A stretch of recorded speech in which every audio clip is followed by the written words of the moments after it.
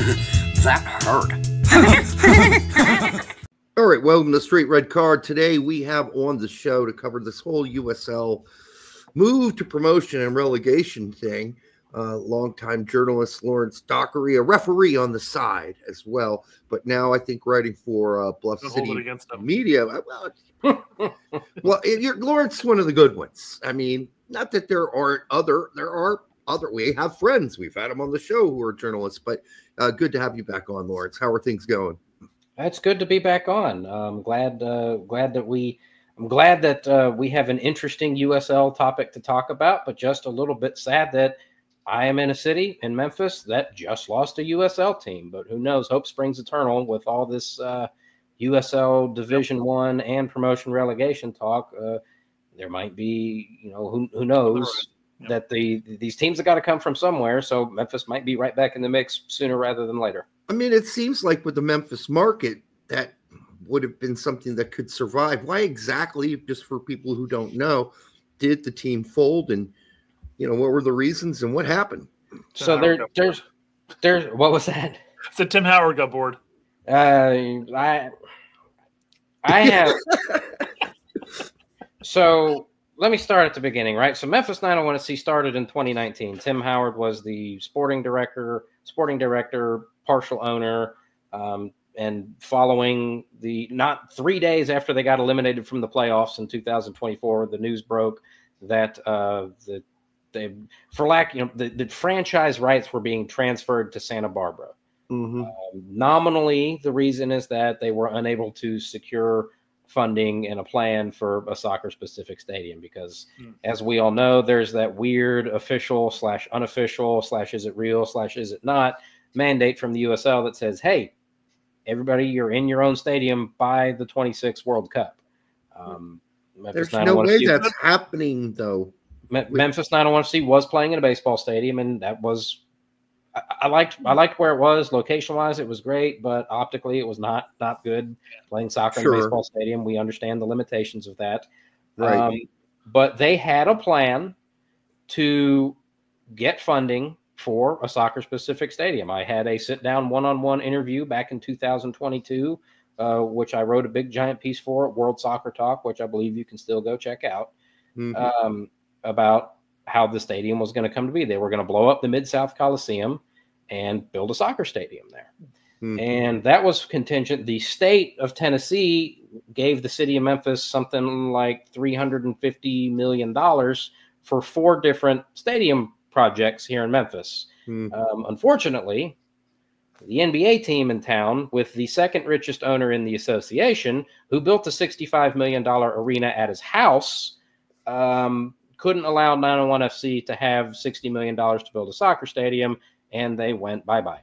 Because now, that being said, that's where I lay the most amount of blame. To suggest that the Memphis 901FC organization was completely and totally blameless and did everything they could possibly do, that would be very far from the truth. Now, I mean, as we look at the USL now, though, I mean, how many teams play in what you would call not only a soccer-specific stadium, but a stadium big enough to meet the requirements of U.S. soccer, which is what was it, 15,000? So how are we?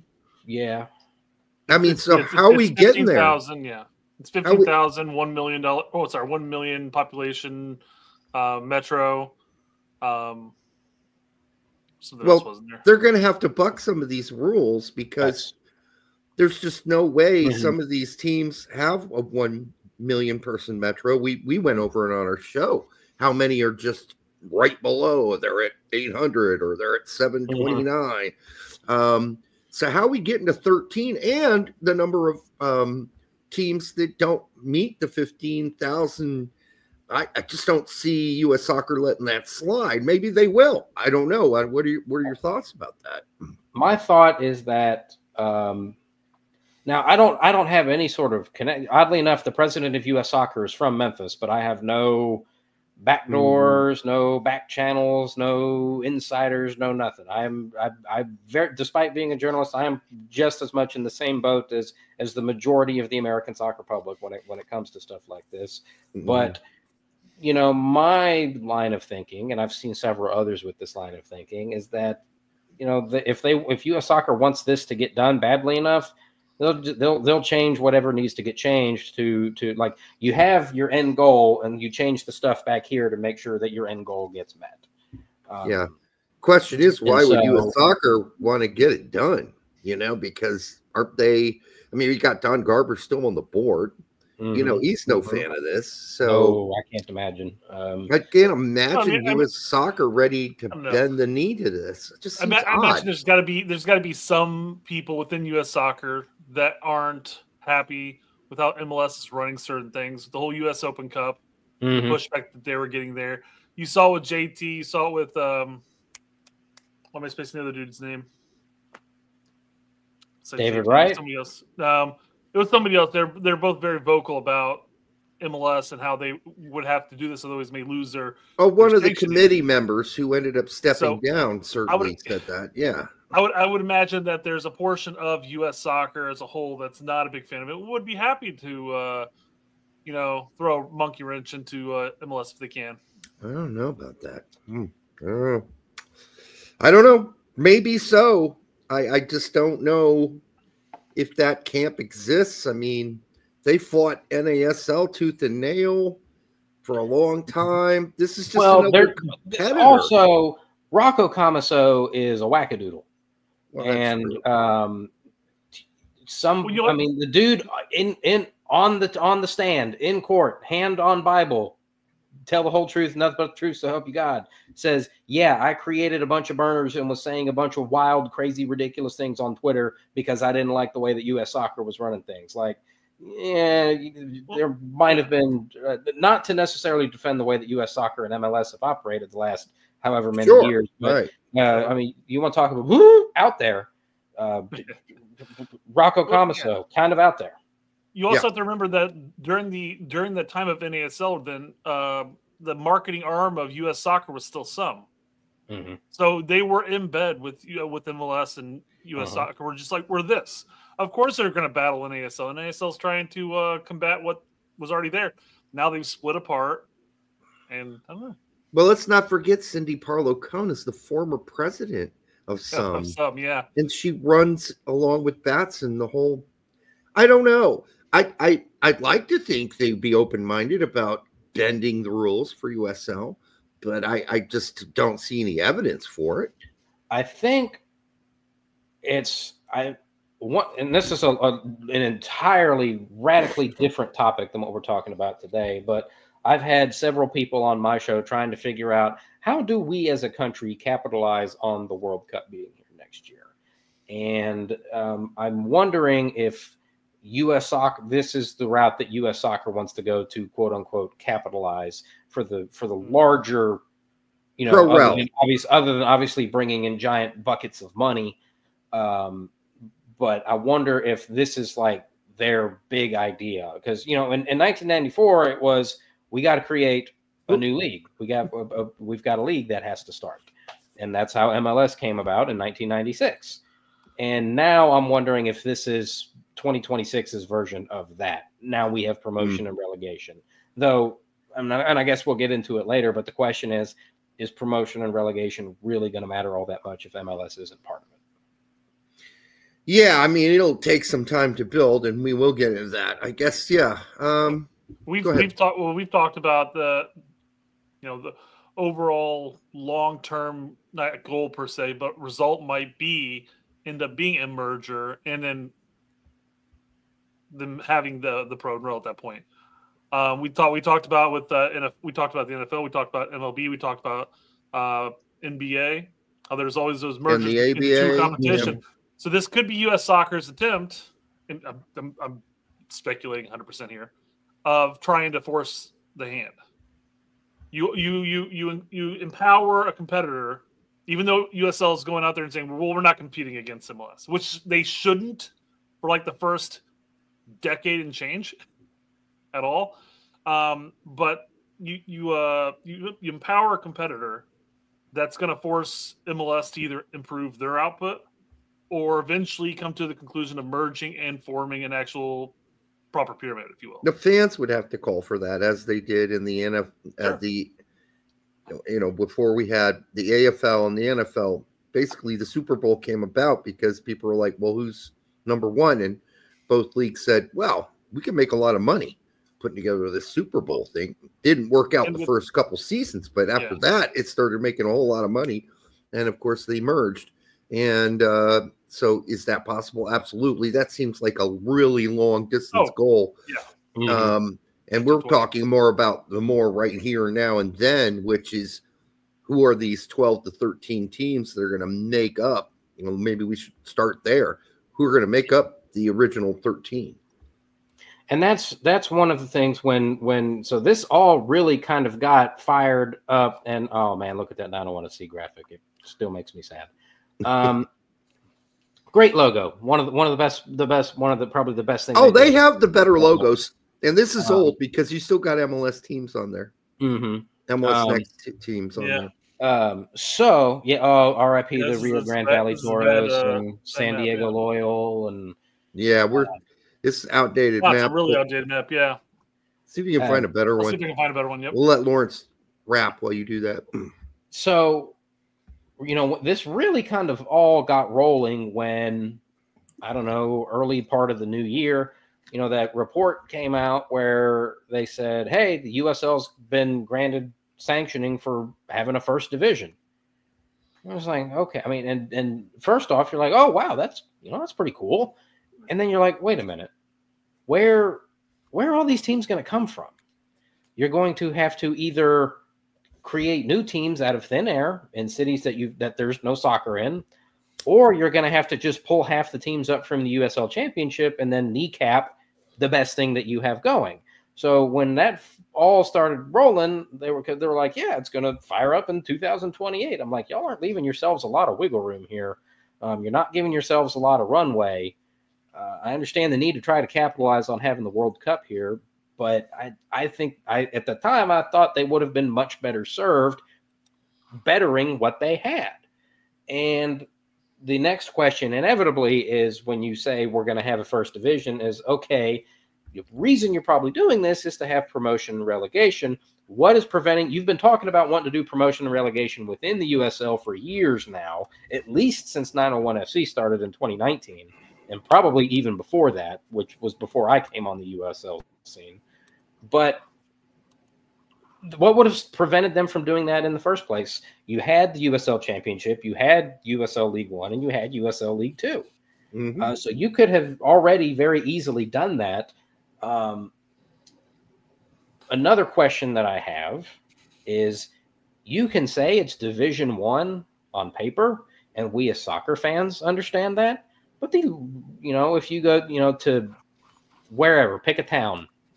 Pick Indy. They don't. I mean, one of the problems here in Memphis, and you go back to when the team was announced in 2018, and the talk was, let me know when they get an MLS team. Like, because to non-soccer people, the only quote unquote real soccer is MLS because it's an American sporting mindset. So can I step in there real quick and explain what's going on in Indianapolis that relates to exactly what you just said there? And I think we might have had this conversation in July, but go right ahead. Yeah, well, it goes beyond that because, yes, there are now MLS investors that we confirmed for Indianapolis. Yet, one of the reasons that the Indy 11 voted kind of unanimously to seek Division One and approve promotion and relegation was because they think this will put them on an even keel or an even, plane with whatever MLS team comes in and allow them to compete with them. And I agree, that's going to be a difficult conversation to have with the public, who are going to assume immediately that MLS is the higher division, when that's not going to be the case. If in fact U.S. soccer does, I just want to be really clear, they have not been approved for sanctioning as a first division club yet. They are seeking it. It has not been approved. So, there's every other pundit talking about this talks about it as if they already have it in the bag. Yeah, they don't though. It's not in the bag. No, So I agree. that's why we started with that conversation in the first place. So we're in this unique position where we might see that battle, right? And see what you just discussed played out. Like, do people buy that this new USL First Division is anywhere comparable with MLS? Or do they not care because they're more interested in the pro rel bag? That's what's exciting to them. Well, I think given our immediate experience here, with Indy 11 having a decade plus of history already within the city itself, if an MLS side comes and Indy 11 has D1 status, I think you'd be hard pressed to find, mind you, the owner of the MLS side in Indianapolis is going to have much deeper pockets and will be able to bring in one would imagine a much better team. Simon is the Pacers owner. So just to let you know who that is, Lawrence. But I mean, Indy 11 does have the history, and they do have a history of fans that have supported it all through the entirety of their history. I think the hardcore fans will stay, Brett, but I do think that there will be a lot of moms and pops and with kids that they'll probably support the MLS team. And from afar, I feel like the price tag alone is going to be better with USL Division 1 than it's going to be with MLS. I think MLS is still going to outprice a number of mom and pops, if you will. Also, from afar, one of the things that I grew very frustrated with here in Memphis was the lack of other local media coverage other than myself covering Memphis 901 FC. But that was more neglect than anything else. From afar, it looks like the Indy Star and some of the local media outlets in Indy are actively trying to kill Indy 11, which is just wild to me. Yeah, I don't know if that's that, because again, I'm down here, but I've read some of those pieces and I've seen some of the people that cover sports in Indy just like openly activate. It depends. Actively campaign for the death of Indy 11 so they can get an MLS team, and I'm like, but there's and it all comes back to American sporting mindset. MLS is the only thing that's real because it's major league, and so you can have on paper a Division I league, and if you're if you're deep in the weeds in American soccer, you know what that means. But if you're just, an Indiana Pacers season ticket holder and you don't know anything about soccer, and you just say, we have two, why are there two divisions? I don't understand what that means. I'm going to go to the MLS team because that's the major league. I understand that. Yeah. And so I think that's where, now, Indy, I think is a unique spot. I don't know that a lot of the cities that we might end up seeing USL D1 teams, I don't know that MLS has any real desire to go to. I think MLS, what are we on, 5.0? I don't know. They love adding new .0s every other year. I don't know what MLS. Yeah, who knows? Yep. But like their new thing is to just go where there's been soccer forever and just like horn in on the established fan base and take it over. San Diego. Rest in peace. I was going to bring San Diego up earlier because they fit into what you were describing with Memphis as far as not being able to get a soccer-specific stadium, because that's one thing they talked about is they hit that threshold that they couldn't get a soccer-specific stadium. But that also coincided with the MLS coming into the town. So was that just an excuse to fold up rather than saying, I don't want to fight? Yes, the investors gave up. Yeah. So to your point, real quick though, and Derek, I know you've been trying to chime in. I'll let you chime in a second too. But to your point about the Indy Star with from afar and looking at it, I mean, the Indy Star has their narratives. They have their own personal agendas, and you had the mayor and everything, who was all on board with Indy 11, all of a sudden jump ship. Axe funding for the stadium. We were at the groundbreaking, by the way, Lawrence, with literally the mayor. Months before it got axed. And all of a sudden the mayor's, reaching out to Don Garber. He's got another investor that's interested in bringing an MLS side, and then Indy Star is going to be jumping on board, saying X, Y, and Z. So it's definitely a narrative being pushed in that sense, and they're going to side by it. Now, again, though, will that change? Because Indy Star used to write very glowing responses towards Indy 11. Yep. Now, if they get a D1 stat, they do get D1 status, and they're on on paper on equal par with MLS as far as the status is concerned. Because again, they're not going to compete with MLS financially. They've got decades to catch up, and they shouldn't go out and try to financially compete with them. But here's the difference as well. Yeah. Indy 11 has a first division women's team. Yeah. All right. So now that U.S. Soccer said, yes, there are 2 competing women's first divisions, maybe that's an inkling, but that would be the only way Indy 11 could really hang in there, because the new MLS team's not going to have a women's first division team, but Indy 11 does. Most and MLS women's teams don't have soccer team. seems to be picking up a little steam. Little, not a lot, but enough. And I just again, from afar, I think Indy is a very unique and specific example. I don't know that we're going to see that that head-to-head happen. I agree. In a lot of these markets, because I think what we're going to see is, I think it's going to have to be, you're going to have to pull a bunch of teams from the USL Championship, and you're going to have to create some teams out of thin air. And the ones that you're pulling from the USL Championship, MLS hasn't gone there yet and probably won't. And then you're going to create new teams that don't exist in cities that don't have this high level of professional soccer, which means MLS already isn't there as well. Yeah. So, Brett, can you pull up the USL page on Wikipedia that lists the teams, their stadiums, and their capacity? I mean, it's on the major Wikipedia page. I've got it pulled up. I was hoping that it had the population of the city along with it, but 2 birds. It doesn't. Not enough. But we generally know the populations of those cities. So I will say though, when we did that last show of covering, and we were talking about like El Paso or San Antonio, one of the 2, and they're like 700,000. It wasn't quite 1 million or whatnot.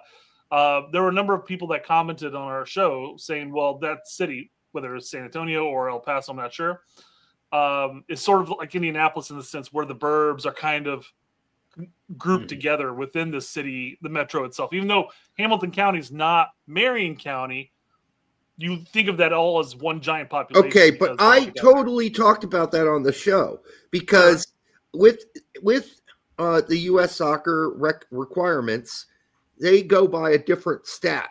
It isn't just the metro. They go by there's an actual name for it, which does allow for it to be expanded. And when we went into those stats, we included those extra burbs into those numbers, and they still didn't reach 1 million. That's my point. Maybe we got one city wrong. Okay, we got one city wrong, but we didn't get the other ones wrong. That's all I'm saying. Possible. So let's go down this list, and who's going to make the 13? So I came a little bit prepared. And I have here a list that I keep track. I've been keeping track. I've assigned myself a project of trying to keep track of the attendance for every soccer game in the United States. And I think I've gotten pretty good. And I had realized I had forgotten USL League One. And so I've started trying to work backwards and get most of 2024's USL League One attendance. But just a fun fact, as far as I can tell, between all the MLS teams, USL Championship, USL 1, NWSL, Open Cup, Copa America, US Men, US Women, Mexico, club friendlies, international friendlies, a little over 21 million people attended soccer games in the United States last year. That's just a fun little nugget that I have. But I've got every average attendance for the USL Championship from 2022 through now. I think 4 locks, 4 automatics. Not so coincidentally, you can put them in any order, but these 4 teams in 22, 23, and 24 were all the top 4 in the USL Championship in attendance. It's New Mexico, it's Louisville, it's Sacramento, and it's Indy. And to me, those are 4 locks. Yeah. Regardless of whatever happens, USL, D1, MLS, and Indy. But since the start of the 22 season all the way through now, New Mexico United is averaging 96.81 per game, and that's over 55 games. Louisville City's averaging 96.26. That's over 67 games. They're definitely in, yeah. Sacramento Republic is averaging 96.01 over 68 games. Yep. And then Indy 11's averaging 89.94 over 56 games. Yeah. You also look at the fact that Louisville has their own stadium. New Mexico United is getting their own stadium. I think in August last year, the Albuquerque City Council said it's a go, but I think some like the Neighborhood Watch or something where they're going to build it is suing to prevent that, but everybody expects it to end up just getting dismissed, and they maybe just want a little money to go away or something. Right. So those 4 are locks. Then some of the things, there's different factors that weigh differently for different teams. Like, for example, Birmingham. Since 22, most of their attendance before 23 isn't available, so this is not a super accurate number. But since 22, they average 51.22 per game over 45 home games. But I've personally covered one game at Protective Stadium in Birmingham. It's a brand new college football stadium. It's, as a venue, it's fantastic. The people running the show down there don't know their elbow from their asshole. You can go, you can check a 901 Soccer podcast on Bluff City Media that I did last year, and it was, nobody could tell me where the press box was. Which is crazy. I had to give my press pass back at the end of the night, which was also weird. But like, there wasn't, like, I didn't get game notes. Nobody knew where I was supposed to go. Like, I finally got up to like the press level, and they're like, "Oh, we don't know where to put you," and so they just put me in a room, and the lights didn't work, and I had no game notes or rosters. The Wi-Fi didn't work. So, but it's a really big stadium. Yep. It's a 47,000 seat stadium, and if they ever got it figured out, that is there's potential there, I think. Plus, Birmingham's kind of, it's easy to get to. There's a lot of different interstates. I mean, it's a It's a long drive, but it's a straight shot up to straight on shot. Yep. That's just right up 65, and wouldn't you know it, Nashville and Louisville on the way. I've driven there a number of times myself. Yes. I will say when you have a 47,000 seat stadium and you're pulling in 5,200, I think is what you said, or something along those lines. Yeah. I mean, from a fan standpoint and from a viewer standpoint, so like if it's on TV and stuff like that, the atmosphere is dead. We had that issue when Indy played at Lucas Oil. It was just, we still pulled in 7, 8, 9, 11 or 12, yeah. Give or take, depending. But it just looked dead, and it's such a bad look, quite frankly. I mean, it's nice that they have a stadium, but it's also not so nice. Can I go back to the fact that it's also not a soccer-specific stadium? Does that really matter anymore? Since neither is Seattle. The Seattle. Yeah, that's what I'm saying. So that doesn't really matter. U.S. Soccer's not going to press on. One thing I would also add is, we talked about the USL mandate, whether you want to really call it that or not, or whether it was official or just a rumor. I would point out that Memphis 901 FC doesn't exist because they were playing in a baseball stadium and couldn't get a real stadium. But I also point out a number of other teams in the USL Championship are still playing in baseball stadiums. Yes, they are. El Paso Locomotive being one of them. Now, do you think that USL mandate that we're talking about here was because their long-term plan before, obviously, 2026 was to start implementing the idea of promotion relegation? So they already knew that they're going to have these soccer-specific stadiums. So they are putting the emphasis, hey, by 2026, guys, we need all have stadiums. And then some teams are looking at it and go, well, we can't do it. So I guess that means we're out. Well, not soccer specific. I think they just want soccer capacity. I think it's they want you to be in your own stadium, whether it's you're the one running the show there. And I think 6 months ago, I would have said there's no chance in hell the Oakland Roots get D1 status. But now they're the only game in town, and literally the only game in town. In Oakland. Everybody left. So not only are they the only team at that stadium, they're the only team in the city of Oakland. So I think that is something that the USL would probably find appealing. Just a question there, though, Lawrence. Birmingham, which we just got done talking about, they're going to be sharing that stadium, and I do think that USL is going to say that's okay. Oh yeah, probably. Well, just like MLS did.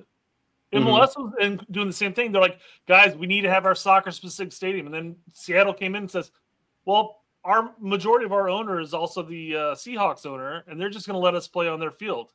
So happened in Atlanta. Yeah, Atlanta's the same way. New York City. We're only going to let you. You can only play in Yankee Stadium for 3 years, guys, and here we are, 12 years later. New England's been in New England the Patriots Stadium since they came. I think the distinction here to make is like, all right, there are two requirements here. There are the USL requirements, which they'll skirt, and there's 100%. US Soccer, who's already skirted. They're like, we don't need soccer. How much are they're going to skirt is the big question. Ultimately, I think where we end up is they will engineer some way to get the people in that they want.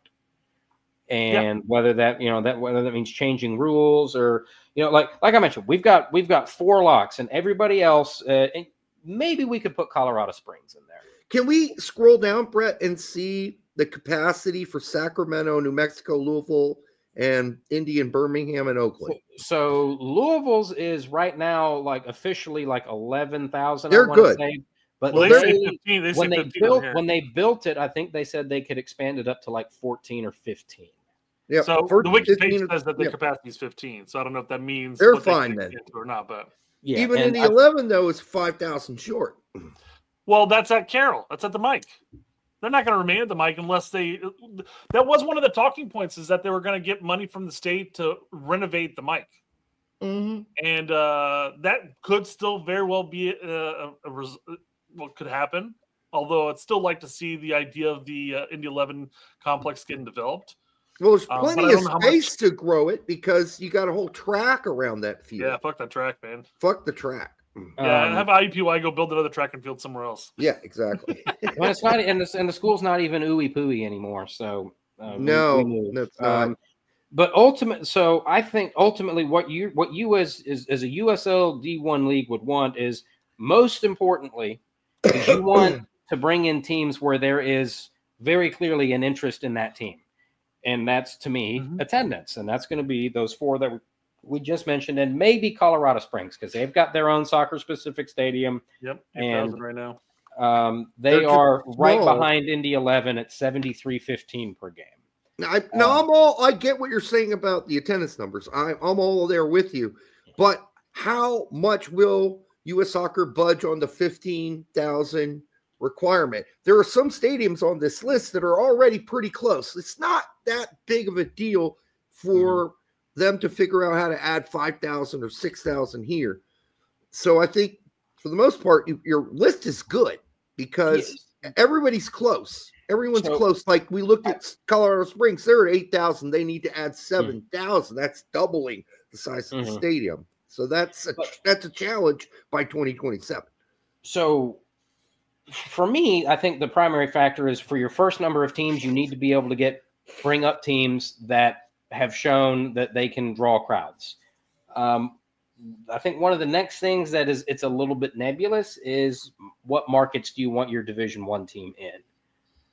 Because it's hard to sell yourself as a Division I league when you're not in large cities. So to me, that means Vegas, despite the fact that their attendance is in the toilet.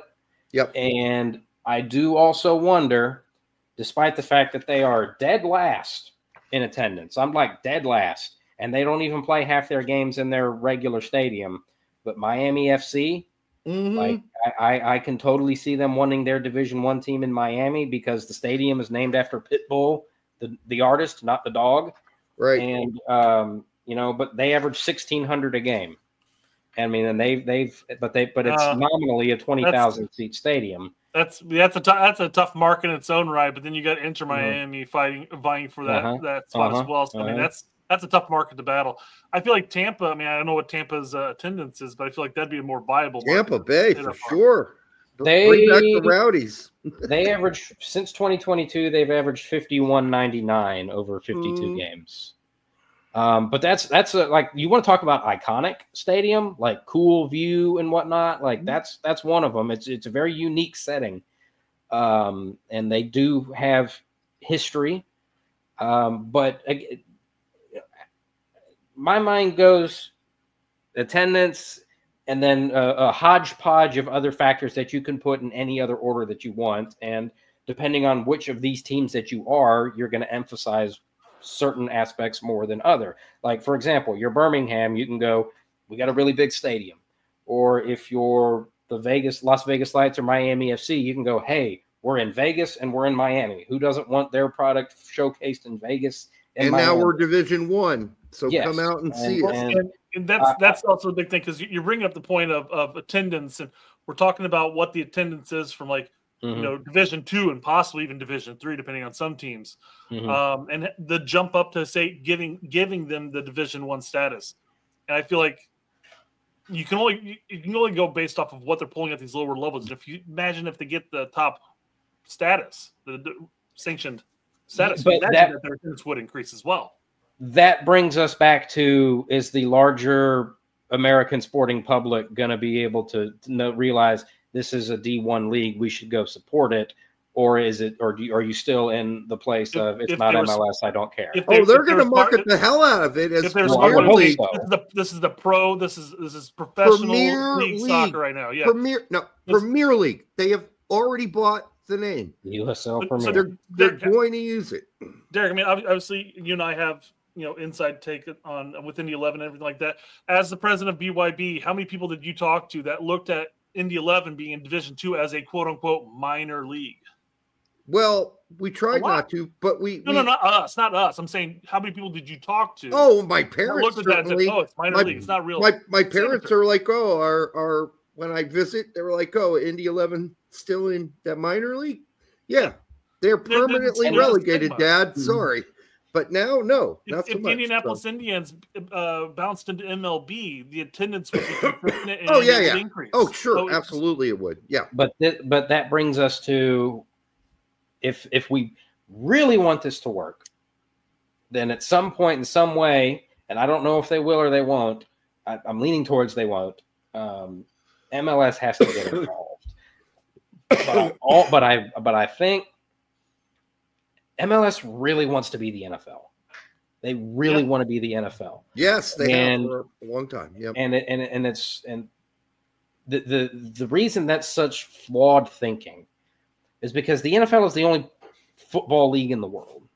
Well, that matters. Okay, that matters. They're not involved in a global ecosystem. Sure, right? Correct. Yep. Major League Soccer does exist in a global ecosystem. So the idea of, I pay all this money, I'm in the big time, but then my team stinks and I don't get to be in the big time anymore. I think for most of the MLS owners, I think that's probably a non-starter.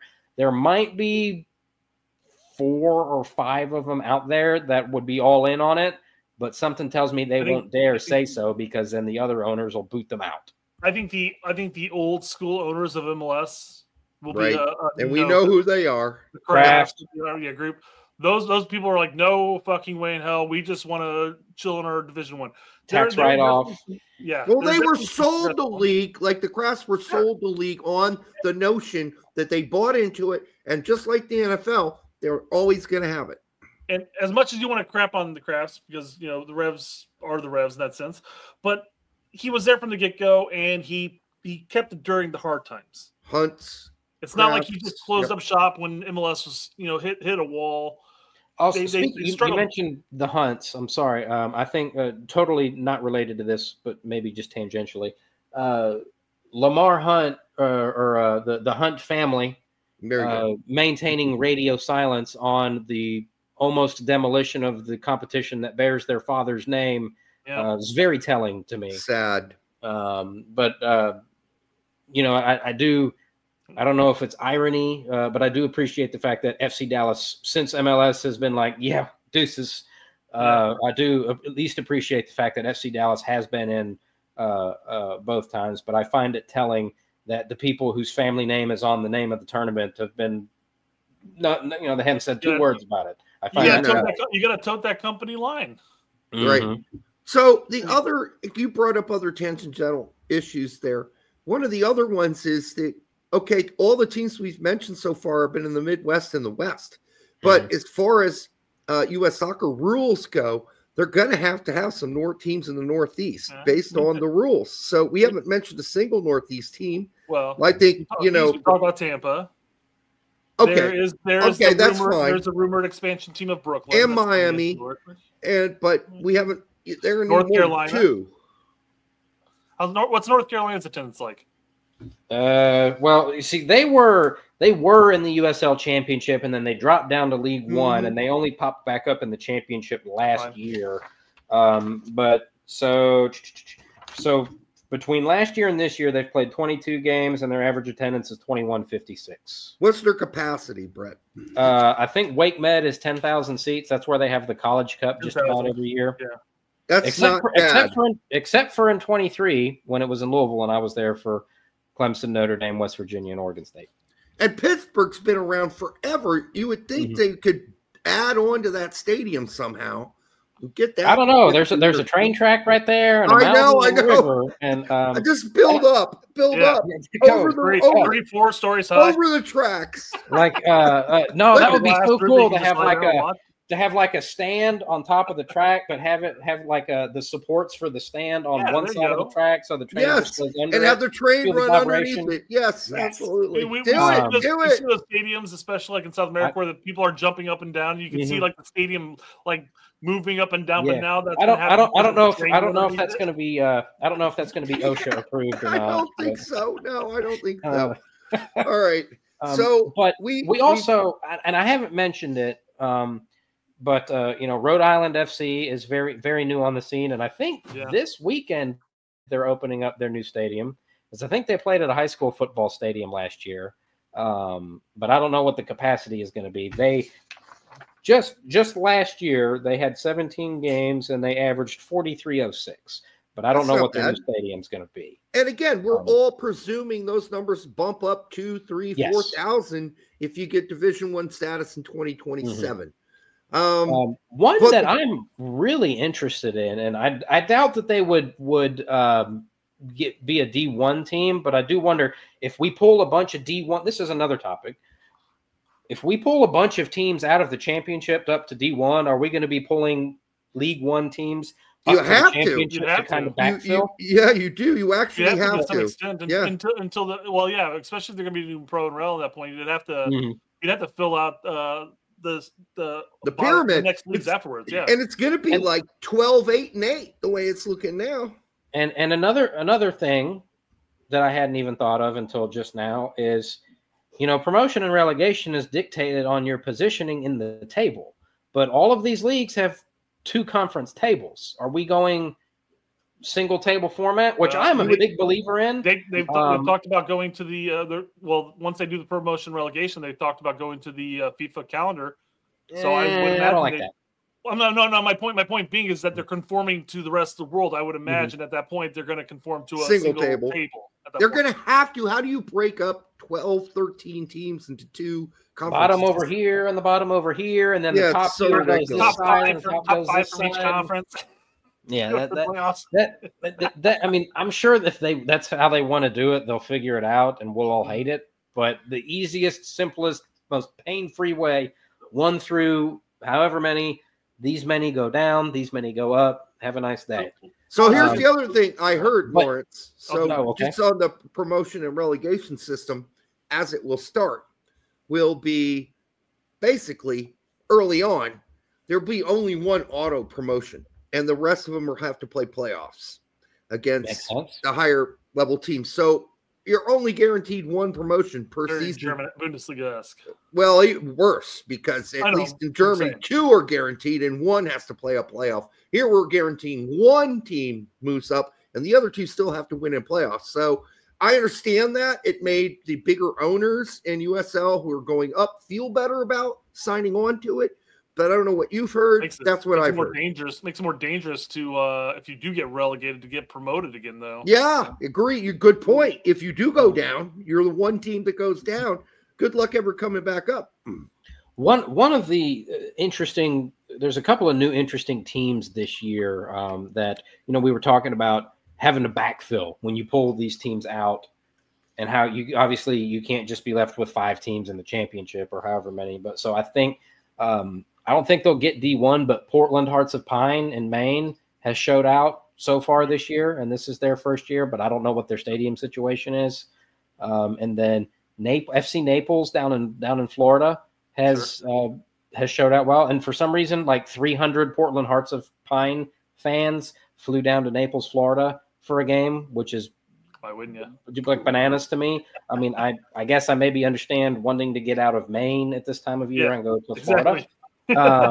But also FC Spokane or Spokane Velocity, I think is what they're called. I think those are good current League One candidates to get pulled up into the championship. And then you've also got, I've seen some scuttlebutt here recently that Boise, Idaho is getting a USL team, and like their season ticket holder waiting list is already, a mile long. So that's interesting. But we can only pull so many teams out of the championship.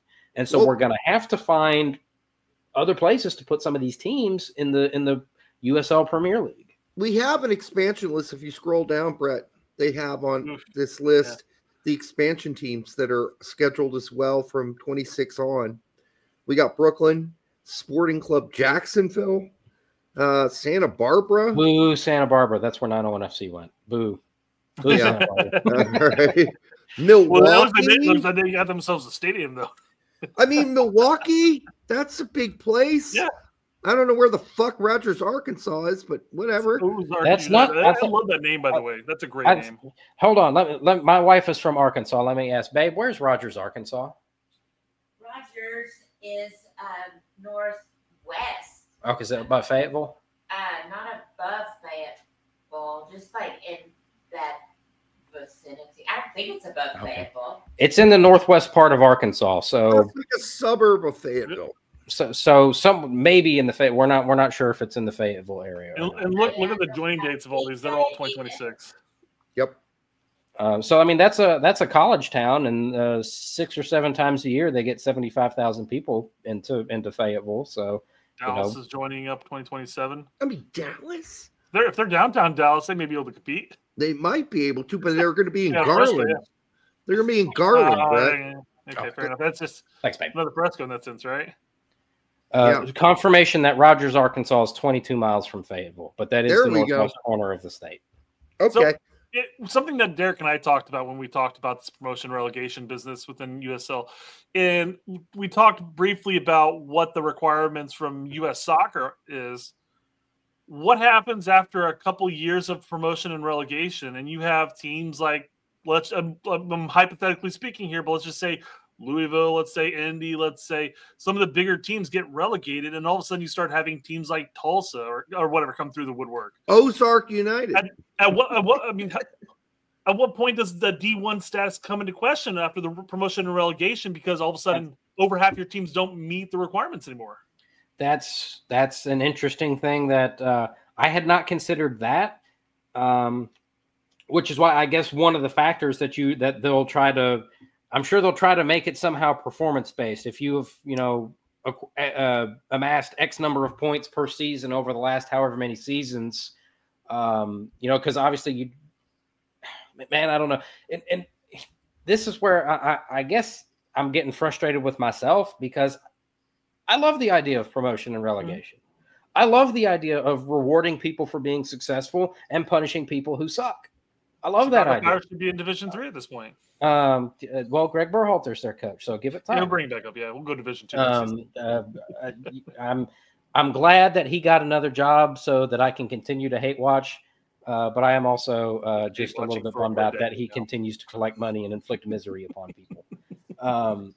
But one of the I love the idea of promotion and relegation, and long term I think it's good, and I'm glad that we're going to have it. But I don't know that it's this magic bullet that so many of the pro-rel zealots that it's not just like, oh, well, we got promotion and relegation, everything is fixed. Like no, it'll take years for that to happen. Yes. And possible merger, like we mentioned. And here's another thing that has just occurred to me in this discussion. You mentioned what happens if a team playing in a 1,500 seat stadium gets promoted all the way to D1. I mean, I think at that point you would just have to deal with it. I mean, you had, who was it in the Premier League 6 or 7 years ago that was playing in like a 9,000 seat stadium? Like they played. Yeah, They well, didn't stay up, but they adjusted those rules. However, in other countries, I'll use Italy as an example. There have been teams who've been told to go suck an egg because they didn't have the capacity to hold enough fans. That's happened in England longer ago. Happened in Italy. It's happened in Argentina. It's happened in Mexico. It'll happen here unless the rules. So U.S. soccer will have to change the rules. Here's another. They're going to have to. There's no other way to get around that, because if you can't have a team with a 2,000 capacity stadium playing in your Division Ones, I would guess U.S. soccer work in the long run, anyways. U.S. soccer would say no to that, but maybe they'll bend too. We don't know. This is all going to be about flexibility, right? By all the governing bodies. And yeah, there's a lot of moving parts. One other thing that, like I said, has just occurred to me is, what happens? Like, we've seen a lot of USL teams fold.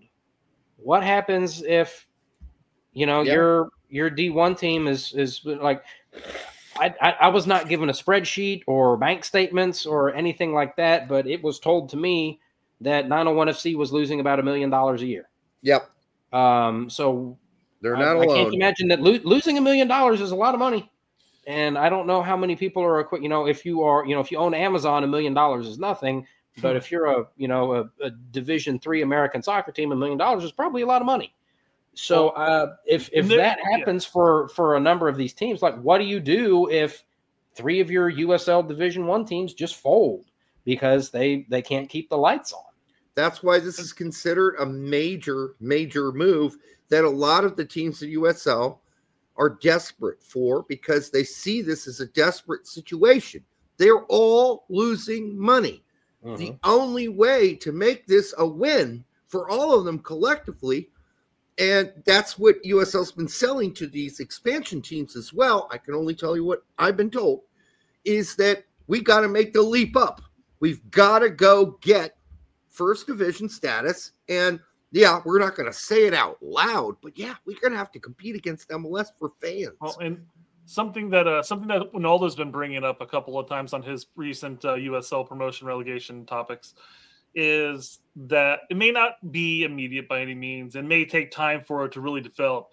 But eventually, the TV market as a whole, the rights are gonna recognize the drama that's gonna encompass the promotion relegation topics.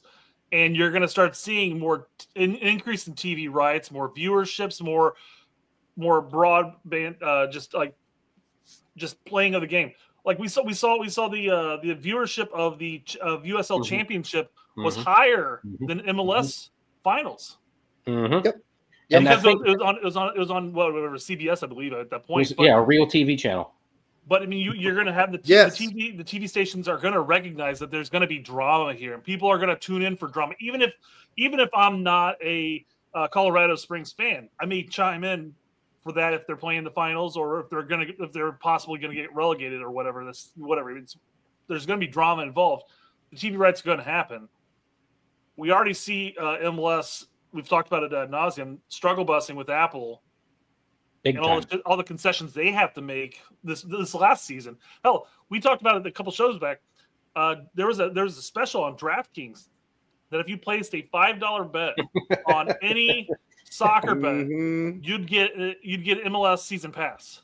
Yep. Although we had a listener of the show try it, and the link that he clicked on failed. It didn't work. I'm stunned. Well, that's desperation too on their end, right? Yeah. But this is a money desperation thing for the USL teams. Sure. A lot of them have been losing money for a long time.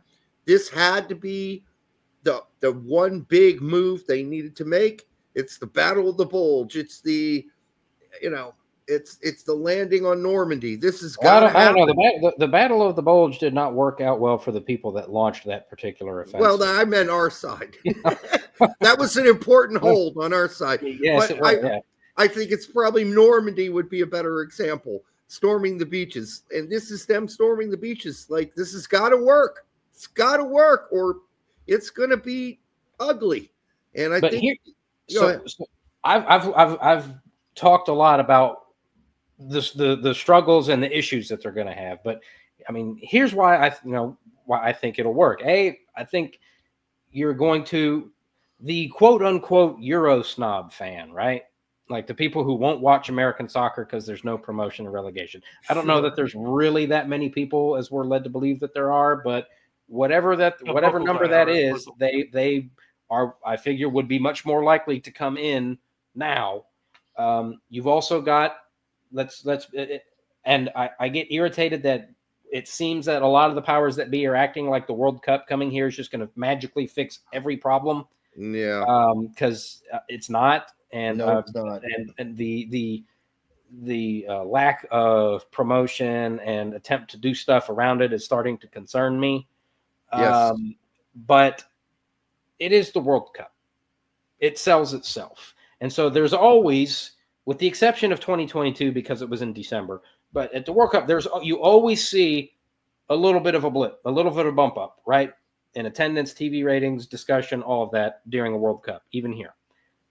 With the World Cup being here, I think we're going to see that. And, I had Simon Evans on my show in January. And one of the things that got us thinking to do that show together was he had put up a tweet that says, if you're somewhere like Birmingham, Alabama or Omaha, Nebraska, how do you capitalize on the World Cup? And, I thought that I knew what an answer was. And the more that I thought, the more that I realized, I was like, I don't know that I really have an answer. I know what the end goal would be, but I don't really know how we get there. That's a really good point. I've got an idea. Here's what USL needs to do. They need, during the halftime of one of the World Cup games, the USL teams need to come out onto the pitch and play short-sighted games like they do in the USL halftimes. But whatever TV money they get from CBS, they could pay FIFA 4 times that, and they might let them do that. But another reason that I think it'll be, I think the fact that the World Cup is here, despite all of the concerns that I have about it not being maximized, it's the World Cup and it's here. There's going to be spillover and positive effects for everybody.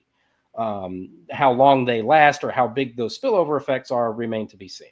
But I think one of the big reasons that this can be successful is what we just talked about with, to a lot of people, MLS doesn't exist anymore because you can't turn on the TV and find, you have to go hunting for MLS. And if you aren't already a fan of an MLS team, you're not going to go hunting for MLS. You're not going to even accidentally stumble across it on your TV. Exactly. And, the USL has, they had that. Who was this? There was a CBS game this past weekend. I think it was San Antonio, wasn't it? But so you already have that partnership in place, and I have to imagine that CBS might be just a little bit willing to spend just a little bit more money with promotion and relegation, and unless MLS decides that they don't like Apple money, which I don't see happening. Well, that's really what it was all about. Is you went to the highest bidder, and Apple had the most money, and it's all about revenue sharing and one big pot. What's the biggest pot that we can get, so everybody gets a big piece of pie. Well, they certainly like the money. However, they're already chirping about, hey, we need to have more Sunday national TV games. We'd like to open it up to other people to broadcast on actual real TV. We've seen the discussion start at MLS. Like, they're quite concerned about the viewership. So they want the 28 million, but now they're dabbling with discussing with Apple, hey, if you guys want to build your viewership, we need to get more games on national TV, and then that'll grow the Apple thing. We just need to get more fans first. Well, you should have thought of that first before you took the Apple. You saw dollar signs. That's all they thought about. Exactly is what they saw. Right. Get that sweet upfront money and ask questions later. And when we talk about sweet upfront money, like they got an NFL TV deal. But they could have made that argument to Apple right away, right? They could have said, listen, let's make this a transition. We'll take your money, but let's, for the first 3 or 4 years, keep a few games on actual real big-time TV so casuals can run into it and get into it. And then, they get one Fox game a month. Exactly. It's not much. So which if you think back to it, games on FS1 were averaging like 87,000 viewers for a game, which means the games on Apple are probably averaging less than half of that. Right. Remember, if the numbers were good, they would find a way to tell us. Nobody. They would definitely be telling us. Oh, yeah. Apple, we don't release viewership figures for anything. It's because nobody watches any of your stuff.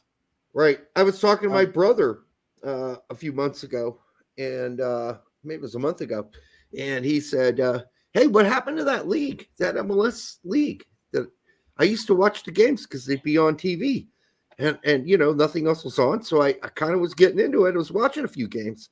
I was like, because he's a casual."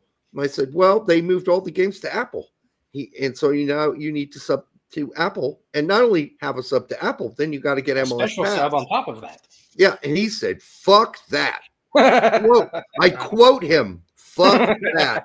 Technically, you could just get the season pass without getting a sub to Apple, but it's cheaper to have Apple and get the season pass. I also just a larger societal issue is this pivot to streaming, because it was cheaper and ad free, but yet you have 35 subscriptions at $10 $100 a month. So you're spending $3,500 a year on streaming plus whatever you pay for internet instead of your $112 for Xfinity.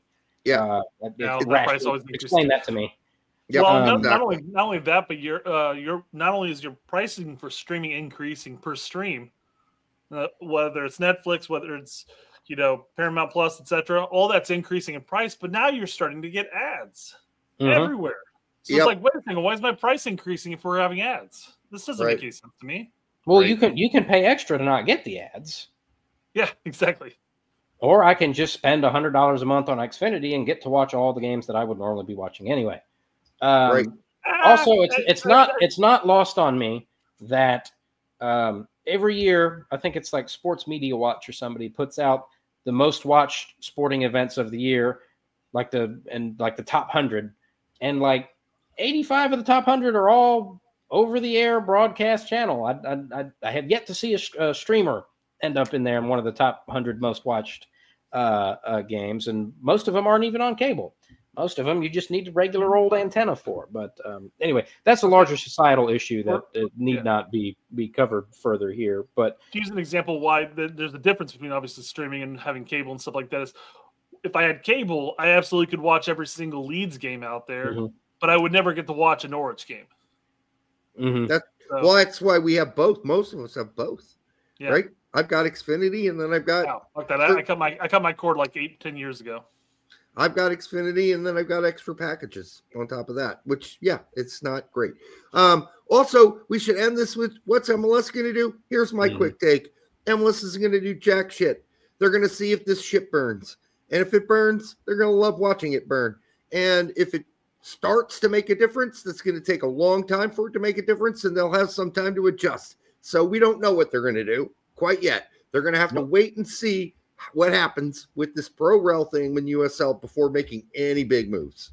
I'll tell you what MLS is doing. They're incorporating Taka into the U13, U14 MLS Next. Oh, for fuck's sake. Come on. I think what they're going to do, there's going to be a wait and see period. And if it all falls apart, and if it doesn't, then they're going to go back to the tried and true technique of poaching and being predatory. Yeah. And if we think back to the Open Cup. Yeah, and stop that. The whole reason they pulled out of the Open Cup, it had nothing to do with fixture congestion, which they created. It had nothing to do with concern over poor playing surfaces. Plenty of MLS teams play on shit surfaces. It was all about putting USL out of business. Yes. You look at any number of these USL teams. What are their biggest crowds of the year when they host MLS in the Open Cup? Chattanooga. Yeah. Remember, Don Garber said no one cares about soccer. Yeah, exactly. I don't remember the exact quote, but nobody wants to play at that crappy field in front of like 2,000 fans or whatever. Hey, that's a lot more than showed up for the Colorado Rapids LAFC CONCACAF Champions Cup game. That's not an MLS competition, excuse me. And you could all kind of see this brewing. Leagues Cup. Starting with when USL asked for a nominal, very small fee for like $5 million, wasn't it? It was $2 million, from Was what it I only 2? understood. It was 5. But either way, For MLS two teams to stay in USL, they had to pay a fee, just like all the other teams in USL did to play in USL, to be in USL. They said, fuck off, fuck you, go burn to the ground. We're going to go start MLS Next Pro. And first of all, they thought we'll have kids play against kids. And then they found out later that's a horrible idea. And they nixed the under 18 whole idea for MLS Next Pro. But yeah, that's when it all started to get nasty right there. The irony is that they spent more money developing that MLS Next Pro League, but it wasn't about the money in that sense. Just like USL Open Cup, US Open Cup, it's not about the money. It's not about it's all about power and control. Yes. Great. Any soccer dollar not spent on MLS is a dollar wasted. When did MLS start bitching about US Open Cup? They started bitching when they were no longer in control of the marketing of it. And at that point, it's like... Which didn't exist under them anyway. Exactly, yeah. Yep. Well, that's a good place to end this sucker. An hour in. Hey, Lawrence, thanks for joining us and chiming in. It was a good, I think, hour-long, kind of not a microscopic, but also a macroscopic view of what's going on here and what we can expect going forward, being realistic about it. We see a lot of dreamers out there that think this is as you said, the best thing since sliced bread. Magic bullet. Well, let's see. We got to wait and see on that. And I think we need to all be realistic and go into it with eyes wide open. We all hope it's a success. I think, it'd be great if it were. But I was a Creed fan. Yeah. So, Brian, let people know where they can find you and what you're up to next. Excuse me, Lawrence. Hang on, wait a minute. Did we bring Brian? Did we bring Brian Shredder on the show? He's been sitting in the back this entire time. Brian Shredder. Brian Shredder, ladies and gentlemen. Everybody. Yeah, no, Lawrence, what are you up to next, and what are you doing right now? Yeah, so you can find me on the old Twitter machine at LDoc93, and then you can find the 901 Soccer Podcast as well as at 901 Soccer Pod. I'm part of the Bluff City Media Network here in Memphis, so you can find Bluff City Media on YouTube, and one of the playlists will be the 901 Soccer Podcast.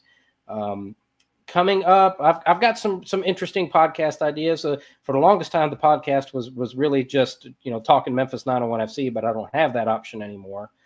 Starting in the fall, I'm going to be very deep in the weeds on covering the men's and women's soccer programs at the University of Memphis.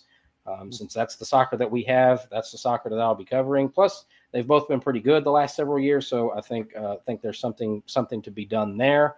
But a couple of interesting. I'm trying to get people outside of the soccer bubble to come on the show on the 901 Soccer Podcast and get their perception of and awareness of the World Cup coming up and what can be done to capitalize on it. I've got some interesting college football personalities perhaps lined up, in case anybody is interested in that. And then I'll have some more soccer people on to talk soccer things. But this upcoming World Cup affects all of us, and to capitalize on it, we have to venture outside of the soccer bubble. So I'm going to try to get non-soccer people, the perspective of non-soccer people on this, because I know what I think is going to work, but it might be the dumbest thing ever, but I don't know that if I don't get out of the bubble and expand beyond that. So sounds great. Makes sense. But yeah, have had some interesting guests. I had Tab Ramos on the show earlier this year. If anybody wants to go check that out, and also, like I mentioned, Simon Evans.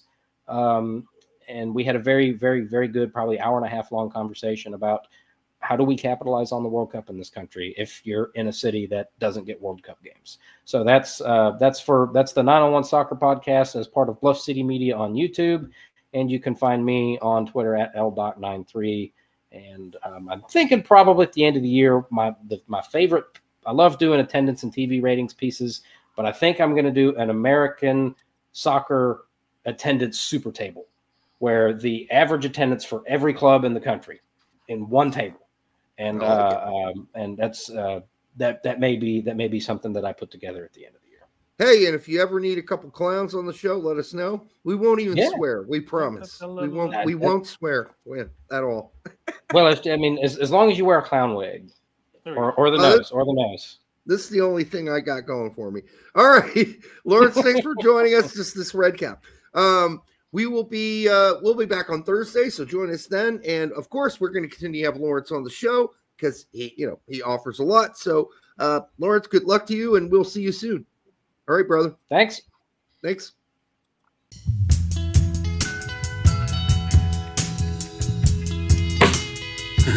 That hurt.